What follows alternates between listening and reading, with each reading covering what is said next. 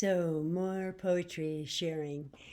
The next two poems, I'm going to do two at once here because they both are from 1976, which was when I went to Oxford to study for a semester in 1976. It was marvelous, and it was an international program, but we worked with Oxford Dons in one-on-one tutorials. We would go to their studies and meet with them and write a paper a week for each one and so on. But one of the classes that I created and did was a class just on J.M. Barrie. J.M. Barrie is the man who wrote Peter Pan. And so this poem was inspired by immersing myself in his other works and also in his life. And it's called Poem for J.M. Barrie.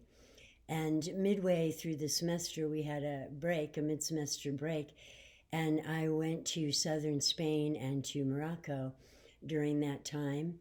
And this poem was written in Marbella, Spain. Poem for J.M. Barrie. Shimmering fairies, light and loose, to defy gravity's cumbersome noose, do somersaulting jumps from stump to stump with reckless abandon. The fairies clear the woods of fear.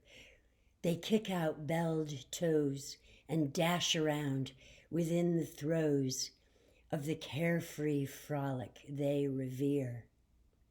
They spin turns on the tips of leaves and spring to branches out of sight. Their knowledge is of games and play. It's all they do from day to day.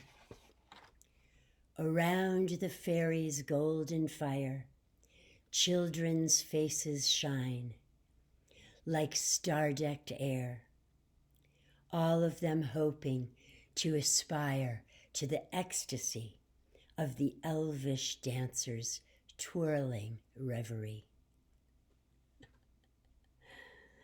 And then I wrote a second poem in Torremolinos, Spain, in this time before I went to Morocco.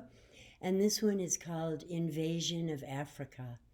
And it's something I think that has resonances throughout time, including the time that we've just been living through and are still living through right now. This is called Invasion of Africa. They spoke in measures, in doublets and feathers, robbed vast treasure. One by one, the tombs desecrated. Senseless rhythms cracked soft spots. Dull monotones created repetitive, empty plots. Barrenness flourishes.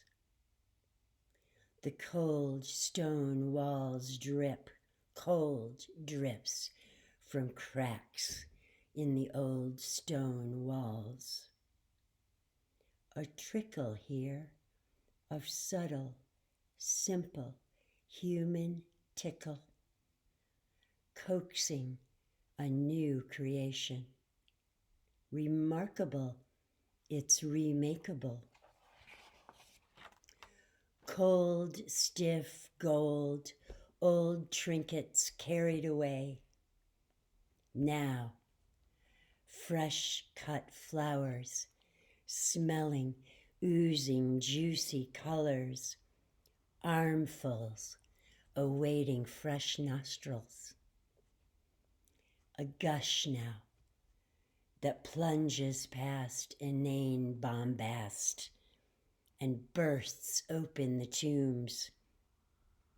Infinitely flowing flowers tumbling out of doors, gifts for the willing.